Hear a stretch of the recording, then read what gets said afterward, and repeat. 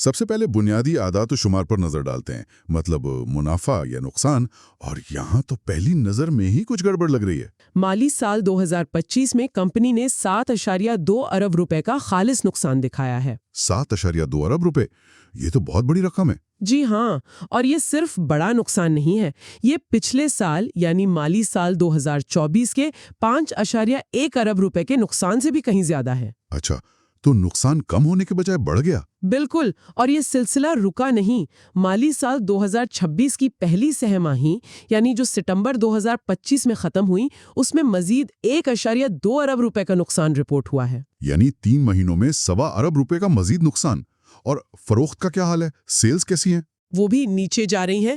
مالی سال 2025 میں فروخت میں 22% کمی آئی تھی، اور پہلی سماہی 2026 میں بھی پچھلے سال کی اسی سماہی کے مقابلے میں فروخت کم ہوئی ہے۔ تو نقصانات بڑھ رہے ہیں، فروخت کم ہو رہی ہے۔ کیا یہ مارکیٹ کے حالات کی وجہ سے ہے یا کمپنی کے اندرونی مسائل ہیں؟ دیکھیں، مارکیٹ کے حالات تو سب کے لیے ہوتے ہیں، لیکن جو چیز یہاں زیادہ تشویشناک ہے وہ ان کے مارجنز ہیں۔ مارجنز مطلب منافع کی شرح؟ جی، یا اس کیس میں نقصان کی شرح۔ مالی سال 2025 میں ان کا مجموعی مارجن، گراس مارجن، -19% تھا۔ -19%؟ اس کا کیا مطلب ہوا؟ اس کا سیدھا مطلب یہ ہے کہ وہ جو مال بیچ رہے تھے اسے بنانے کی لاگت ہی اس کی فروخت کی قیمت سے 19% زیادہ تھی۔ یعنی ہر 100 روپے کی چیز بیچنے پر 19 روپے کا نقصان تو صرف بنانے کی لاگت میں ہو رہا تھا۔ اوہو، یہ تو بنیادی کاروباری نقصان میں ہے۔ بالکل، اور آگے چلیں تو آپریٹنگ مارجن -66% اور خالص مارجن -68% تھا۔ مطلب باقی خرچے ڈال کر تو صورتحال اور بھی خراب ہے۔ -68% خالص مارجن؟ جی، اور پہلی سہ ماہی 2026 میں بھی مجموعی نقصان -15% رہا۔ تھوڑی بہتری ضرور ہے پچھلے سال کے -19% سے، لیکن اب بھی بنیادی آپریشنز شدید نقصان میں ہیں۔ تو یہ صرف ایک برا سال نہیں تھا، یہ ایک بنیادی مسئلہ لگتا ہے۔ یقیناً، اور یہ چیز ان کے ریٹرنز میں بھی نظر آتی ہے۔ ایکویٹی پر ریٹرن ROE مالی سال 2025 میں -41% تھا۔ -41%؟ جی، اور اثاثوں پر ریٹرن ROA -13% تھا۔ یہ اعداد و شمار تو چیخ چیخ کر بتا رہے ہیں کہ کمپنی شیئر ہولڈرز کی ویلیو بڑھانے کے بجائے اسے ختم کر رہی ہے۔ یہ تو واقعی تشویشناک تصویر ہے۔ اگر بنیادی کاروبار ہی نقصان میں ہے تو روزمرہ کے اخراجات، تنخواہیں، سپلائرز کی ادائیگیاں، یہ سب کیسے ہو رہا ہوگا؟ ان کے پاس نقد رقم یعنی کیش کی کیا صورتحال ہے؟ لیکویڈیٹی یعنی فوری طور پر دستیاب کیش کی صورتحال انتہائی نازک ہے۔ کتنی نازک؟ 30 جون 2025 کو سال کے آخر میں کمپنی کے پاس کیش اور بینک بیلنس ملا کر صرف 48 ملین روپے تھے۔ صرف 48 ملین؟ اربوں کے کاروبار میں؟ جی، اور 3 مہینے بعد 30 ستمبر 2025 کو یہ مزید کم ہو کر صرف 26 ملین روپے رہ گیا۔ 26 ملین؟ یہ تو تقریباً کچھ بھی نہیں۔ بالکل، اربوں روپے کے واجبات کے سامنے یہ رقم نہ ہونے کے برابر ہے۔ پھر اگر آپ آپریشن سے کیش فلو دیکھیں، ہاں، وہ کیسا ہے؟ مالی سال 2025 میں آپریٹنگ کیش فلو -582 ملین روپے تھا۔ یعنی روزمرہ کے کاموں سے کیش آ نہیں رہا تھا بلکہ جا رہا تھا۔ اوہو۔ پہلی سہ ماہی 2026 میں یہ تھوڑا سا مثبت ہوا، تقریباً 20 ملین روپے، لیکن یہ بھی ان کے واجبات کے مقابلے میں بہت ہی کم ہے۔ تو کیش تقریباً ختم ہے، آپریشن سے بھی پیسہ نہیں آ رہا۔ اور جو سب سے بڑا خطرے کا نشان ہے وہ ہے ان کے لیکویڈیٹی ریشیوز۔ کرنٹ ریشیو 30 جون 2025 کو صرف 0.34x تھا۔ 0.34؟ اس کا مطلب ہے کہ ہر 1 روپے کے فوری واجبات کے لیے ان کے پاس صرف 34 پیسے کے فوری اثاثے تھے۔ بالکل، اور اگر آپ کوئک ریشو دیکھیں جس میں سے انوینٹری کو نکال دیا جاتا ہے تو وہ صرف 0.18x تھا۔ یعنی انوینٹری بیچنے کے بغیر تو صرف 18 پیسے تھے ہر 1 روپے کے واجبات کے لیے۔ جی ہاں، یہ شدید لیکویڈیٹی بحران کی نشاندہی کرتا ہے۔ کمپنی اپنے فوری واجبات ادا کرنے کی پوزیشن میں نظر نہیں آتی۔ صرف 26 ملین کیش اور اتنا کم کرنٹ ریشو، یہ تو واقعی الارم بجنے والی بات ہے۔ کیا آڈیٹرز نے اس صورتحال پر کچھ کہا ہے، خاص طور پر یہ جو گوئنگ کنسرن کا معاملہ ہوتا ہے؟ جی ہاں، بالکل کہا ہے۔ سالانہ رپورٹ 2025 کا نوٹ نمبر 2 اسی بارے میں ہے، یعنی گوئنگ کنسرن۔ کیا لکھا ہے اس میں؟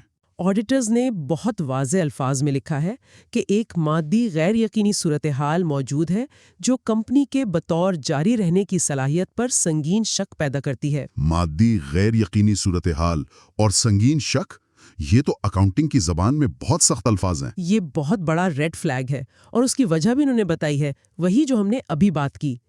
30 جون 2025 تک کمپنی کے موجودہ واجبات کرنٹ لائبلٹیز 30.7 ارب روپے تھے، 30.7 ارب؟ جبکہ ان کے موجودہ اثاثے کرنٹ ایسٹس صرف 10.4 ارب روپے تھے۔ اوہ، یہ تو بہت بڑا فرق ہے۔ جی، یہ 20.3 ارب روپے کا فرق ہے۔ آسان الفاظ میں کہیں تو کمپنی پر جو قلیل مدتی ذمہ داریاں ہیں وہ اس کے قلیل مدتی اثاثوں سے 20 ارب روپے سے بھی زیادہ ہیں۔ 20 ارب روپے سے زیادہ کا فرق؟ یہ تو تکنیکی طور پر دیوالیہ پن، انسالوینسی والی کیفیت نہیں ہو گئی؟ جی بالکل، تکنیکی طور پر یہ انسالوینسی کی ہی صورتحال ہے، اور یہی وجہ ہے کہ آڈیٹرز نے کمپنی کے مستقبل میں چلتے رہنے پر سنگین شک کا اظہار کیا ہے۔ اس سنگین شک کا عملی مطلب کیا ہے؟ مطلب کیا کمپنی کسی بھی وقت بند ہو سکتی ہے؟ دیکھیں، آڈیٹر کی زبان محتاط ہوتی ہے، لیکن ایک فورینزک نقطۂ نظر سے یہ اعداد و شمار چیخ رہے ہیں کہ کمپنی اپنے موجودہ وسائل سے اپنے فوری واجبات ادا نہیں کر سکتی۔ تو پھر چل کیسے رہی ہے؟ اس کا سارا دار و مدار اب بیرونی مدد پر ہے، خاص طور پر بینکوں اور قرض دینداروں کے تعاون پر۔ اگر وہ اپنے پیسے فوری مانگ لیں تو کمپنی کے پاس دینے کو کچھ نہیں ہے۔ اچھا، تو یہ ہمیں قرضوں کے بوجھ کی طرف لے آتا ہے۔ ہم نے سنا ہے کہ ان کی تنظیم 9 ریسٹرکچرنگ ہوئی ہے۔ 1 اکتوبر 2025 کے نوٹس میں 23.2 ارب روپے کی تنظیم 9 کا ذکر ہے۔ جی، یہ 23.2 ارب روپے کا ہنسا ہی بتاتا ہے کہ قرض کا بوجھ کتنا زیادہ ہے۔ یہ وہ رقم ہے جو بینکوں اور مالیاتی اداروں کو دینی ہے۔ اور تنظیم 9 کی شرائط کیا ہے؟ کیا اسے کمپنی کو کوئی حقیقی سانس لینے کا موقع ملے گا؟ شرائط ظاہر تو کچھ ریلیف دیتی ہیں۔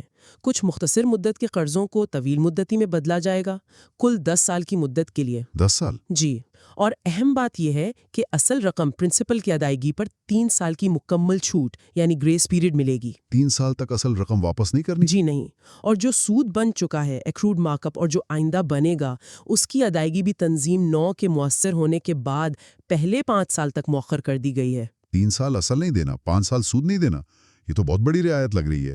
لیکن کیا یہ مسئلے کا حل ہے یا صرف اسے آگے ڈھکیلنا ہے؟ ایک تنقیدی نظر سے دیکھیں تو یہ وقتی ریلیف سے زیادہ کچھ نہیں لگتا، بلکہ یہ اس بات کا کھلا اعتراف ہے کہ کمپنی اس وقت اپنے قرضے ادا کرنے کے قابل ہی نہیں ہے۔ سالوں تک نہ اصل رقم دینا نہ سود دینا، یہ ظاہر کرتا ہے کہ ان کے پاس کیش فلو ہے ہی نہیں ادائیگی کے لیے۔ لیکن کیا یہ تنظیم 9 حتمی ہے؟ نہیں، یہی تو ایک اور مسئلہ ہے۔ یہ ابھی صرف اصطلاحی منظوری ان پرنسپل اپروول ہے۔ حتمی معاہدہ جسے ماسٹر ریسٹرکچرنگ ایگریمنٹ کہتے ہیں وہ جون 2026 تک مکمل ہونا ہے۔ اچھا، تو ابھی وہ بھی فائنل نہیں ہوا؟ جی نہیں، اور اس میں کوئی بھی رکاوٹ آ سکتی ہے۔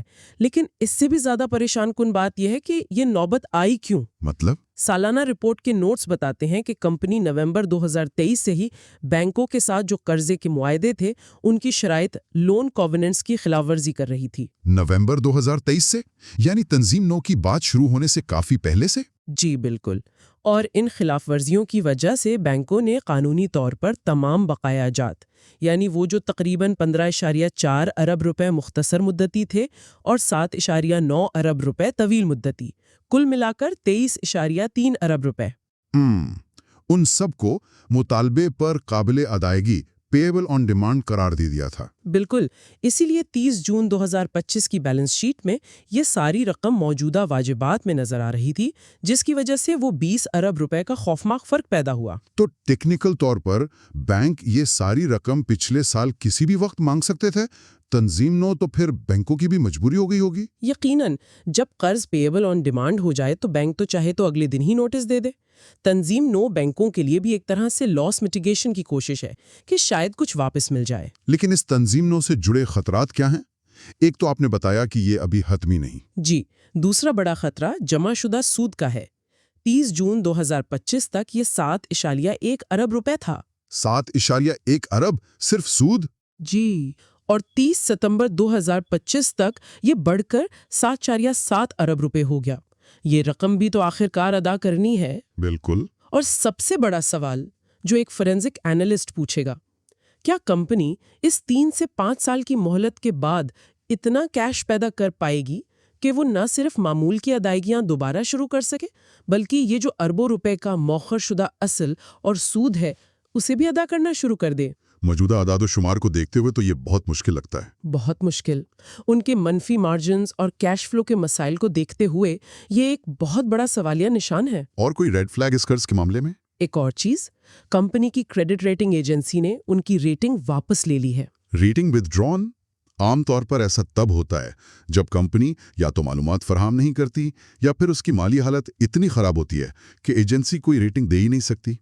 ये भी शदीद माली दबाव का एक और वाज़िया इशारा है। ठीक है, तो कर्जों का मामला भी बहुत पेचीदा और खतरनाक लग रहा है। क्या इस दौरान कंपनी के ऑपरेशनल्स में भी कोई बड़े मसाइल आए हैं? जी हाँ, कुछ ऑपरेशनल मसाइल का भी जिक्र मिलता है। दिसंबर 2023 में उनकी फैक्ट्री में आग लगने का एक वाकया हुआ था, जिससे यकीनन पैदावार मुतासिर हुई होगी। लेकिन इसके अलावा माली रिपोर्ट्स में कुछ बड़ी मालियत के राइट ऑफ भी नजर आते हैं। राइट ऑफ यानी असासों की कदर कम करना या नुकसान तस्लीम करना? जी, मिसाल के तौर पर माली साल 2024 में इन्होंने 959 मिलियन रुपए की इन्वेंट्री को राइट डाउन किया था। मतलब तस्लीम किया कि इसकी कीमत इतनी नहीं रही। तकरीबन 1 अरब रुपए की इन्वेंट्री राइट डाउन? जी, फिर माली साल 2025 में फरोख्त पर होने वाले नुकसानात या उनके लिए प्रोविजंस बनाई गईं और इसी साल 1.03 अरब रुपए के तिजारती वाजिबात यानी ट्रेड रिसीवेबल्स को भी राइट ऑफ किया गया। 1 अरब रुपए से ज्यादा के वाजिबात राइट ऑफ, यानी ये वो रकम है जो कंपनी ने लोगों से लेनी थी और अब नहीं मिलेगी। बिल्कुल, ये वो रकम है जो उधार पर माल बेचने के बाद वसूल नहीं हो सकी और अब इसे नुकसान मान लिया गया है। ये इतने बड़े राइट ऑफ क्या जाहिर करते हैं? एक तो ये बराह रास्त कंपनी के नुकसानात को बढ़ाते हैं, लेकिन एक फोरेंसिक नुक्ता नजर से ये असासों के मयार पर सवाल खड़े करते हैं। क्या इन्वेंट्री की कीमत शुरू में ही ज्यादा लगाई गई थी?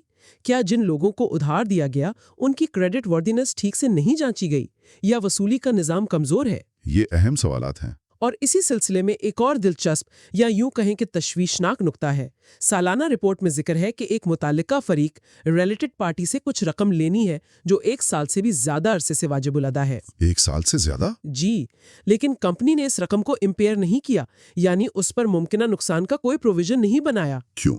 वजह यह बताई गई है कि उनके टैक्स मशीर ने ऐसा मशवरा दिया है। 1 साल से ज्यादा पुरानी मुतालिका फरीक से लेनी वाली रकम और उसे इम्पेयर ना करना सिर्फ टैक्स मुशीर के कहने पर, क्या ये अकाउंटिंग के उसूलों के मुताबिक है? देखें, अकाउंटिंग के उसूल IFRS 9 तो आमतौर पर तकाजा करते हैं कि ऐसी पुरानी रकूम पर मुतवक्का क्रेडिट नुकसान ECL का तखमीना लगाया जाए और प्रोविजन बने। टैक्स मशीर का मशवरा माली रिपोर्टिंग के उसूलों पर हावी नहीं होना चाहिए। ये एक गैर मामूली बात है और इसे एक जारहाना अकाउंटिंग रवैया समझा जा सकता है। जारहाना रवैया यानी आप कह रही हैं कि शायद नुकसानात को छुपाने या कम दिखाने की कोशिश की जा रही है? एक शक्की तज्जिया निगार तो यही सोचेगा कि क्या ये वाकई वसूली की कोई ठोस उम्मीद है या सिर्फ नुकसानात को तस्लीम करने में ताखीर की जा रही है ताकि माली तस्वीर थोड़ी बेहतर नजर आए। ये उन रेड फ्लैग्स में से एक है जिन पर गहरी नजर रखने की जरूरत है। तो अब तक जो तस्वीर बन रही है, शदीद नुकसानात, मनफी मार्जिन्स, कैश खत्म होने के करीब, कर्जों का पहाड़ जिस पर डिफॉल्ट हो चुका है, चलते रहने पर संगीन सवालात और असासों के म्यार पर भी शुकूक, ये तो बहुत ही संगीन माली सूरत हाल है। जी, आदादो शुमार तो यही बता रहे हैं। बिल्कुल, इंतजामिया हाल के संगीन माली हकीकत यानी ये जो शदीद नुकसानात, कैश की कमी और डिफॉल्ट की सूरत हाल है, उसको ज्यादा अहमियत देती नजर नहीं आती, कम से कम अवामी बयानात में। क्या इंतजामिया या जो कंपनी के स्पॉन्सर्स हैं उनकी तरफ से कोई ठोस माली मदद या कमिटमेंट नजर आती है इस दौरान? रिपोर्ट्स में स्पॉन्सर्स की तरफ से दिए गए कुछ कर्जों का जिक्र तो है। कितने? तकरीबन 415 मिलियन रुपए के करीब। लेकिन जब आप इसका मवाजना बैंकों के 23 अरब रुपए से ज्यादा के कर्जों से करते हैं तो ये बहुत मामूली रकम लगती है। जी, ये स्पॉन्सर्स की तरफ से कोई बहुत बड़ी माली कमिटमेंट या बेल आउट पैकेज जाहिर नहीं करता। और कोई ऐसी चीज? एक और नुक्ता जो थोड़ी फिक्र पैदा करता है वो है तरजीही हिस्सों के इजरा में ताखीर। अच्छा, रिपोर्ट के मुताबिक अक्टूबर 2023 में इन हिस्सों के लिए 750 मिलियन रुपए एडवांस के तौर पर वसूल कर लिए गए थे। ठीक है। लेकिन 30 सितंबर 2025 तक यानी तकरीबन 2 साल बाद भी ये हिस्से जारी नहीं हुए थे और ये रकम बैलेंस शीट में एडवांस अगेंस्ट इक्विटी के तौर पर पड़ी थी। 2 साल तक? उस ताखिर की कोई वजह बताई गई? वजूहात वाज़ेह नहीं है, لیکن یہ تاخیر فنڈنگ میں کسی مسئلے یا شاید سرمایہ کاروں کے اعتماد میں کمی یا ریگولیٹری رکاوٹوں کا اشارہ ہو سکتی ہے۔ یہ بھی ایک چھوٹا سا ریڈ فلیگ ہے۔ تو خلاصہ یہ ہے کہ انتظامیہ کی باتوں کے باوجود ٹھوس عملی اقدامات یا شواہد جو فوری بحالی کی امید دلائیں وہ بہت کم نظر آ رہے ہیں۔ جی، کم از کم ان دستیاب دستاویزات کی بنیاد پر تو یہی لگتا ہے۔ تو اگر ہم اس سارے تجزیے کو سمیٹیں، خاص طور پر ایک تنقیدی فورنزک شارٹ سیلر کے زاویے سے، تو وہ کون سے سب سے اہم ریڈ فلیگز ہیں جنہیں نظر انداز نہیں کیا جا سکتا؟ میرے خیال میں سب سے نمایاں ریڈ فلیگز یہ ہیں۔ شدید اور بڑھتے ہوئے نقصانات۔ کمپنی بنیادی طور پر غیر منافع بخش ہے اور تیزی سے شیئر ہولڈر ویلیو کو تباہ کر رہی ہے۔ وہ منفی ROE اور ROA اسی کی نشاندہی کرتے ہیں۔ ٹھیک۔ دوسرا، لیکوڈیٹی کا بحران۔ کیش تقریباً ختم ہے اور کمپنی اپنے فوری واجبات ادا کرنے کی صلاحیت نہیں رکھتی۔ وہ جو انتہائی کم لیکوڈیٹی ریشوز ہیں 0.34 اور 0.18 وہ بہت خطرناک ہیں۔ تیسرا، قرضوں کا ناقابل برداشت بوجھ اور ڈیفالٹ۔ معاہدوں کی خلاف ورزیاں ہو چکی ہیں، سارے قرضے ٹیکنیکلی طور پر پیبل آن ڈیمانڈ ہیں، اور یہ جو تنظیم نو ہے یہ صرف وقتی مہلت ہے جس کی اپنی کامیابی بھی غیر یقینی ہے۔ چوتھا، چلتے رہنے پر سنگین شک یعنی گوئنگ کنسرن کا مسئلہ۔ آڈیٹرز نے خود مادی غیر یقینی صورتحال کا اظہار کیا ہے اور اس کی بنیاد وہ 20 ارب روپے سے زیادہ کا فرق ہے واجبات اور اثاثوں میں۔ پانچواں، اثاثوں کے معیار پر سوالات۔ وہ جو بڑے رائٹ آف ہوئے ہیں انوینٹری اور واجبات کے، اور پھر وہ متعلقہ فریق والی رقم کو امپیئر نہ کرنا، یہ سب بتاتے ہیں کہ شاید بیلنس شیٹ میں مزید کمزوریاں چھپی ہوں۔ اور آخری، چھٹا، انتظامیہ کا بیانیہ بمقابلہ حقیقت۔ جو باتیں انتظامیہ کر رہی ہے وہ زمینی مالی حقائق سے بالکل مختلف ہیں۔ بحالی کا سارا انحصار مستقبل کی امیدوں اور غیر یقینی بیرونی عوامل پر ہے۔ یہ واقعی ایک بہت ہی سنگین اور تشویشناک تصویر ہے۔ انتظامیہ کی کوششیں اور منصوبے اپنی جگہ، لیکن جو خطرات اعداد و شمار سے ظاہر ہو رہے ہیں وہ بہت بڑے اور حقیقی ہیں۔ بالکل۔ اور یہاں ایک آخری لیکن شاید سب سے اہم غور طلب نقطہ چھوڑتے ہیں۔ جی؟ وہ یہ کہ اس مالی بحران کی گہرائی کو دیکھتے ہوئے جس رفتار سے یہ کمپنی کیش جلا رہی ہے، کیش برن، جس طرح یہ ایک پیچیدہ اور ابھی نامکمل تنظیم نو کے معاہدے پر اور مستقبل کی مارکیٹ میں بہتری کی محض امیدوں پر پوری طرح انحصار کر رہی ہے، تو انتظامیہ کے اپنے پرامید تخمینوں سے ہٹ کر ایسا کون سا ٹھوس معروضی ثبوت ہے جو یہ یقین دلا سکے کہ یہ کمپنی واقعی کامیابی سے اس طوفان سے نکل پائے گی اور اپنے سٹیک ہولڈرز، خاص طور پر شیئر ہولڈرز اور قرض دہندگان کے لیے مزید ویلیو تباہ ہونے سے بچا پائے گی؟ یہ ایک بہت بنیادی سوال ہے۔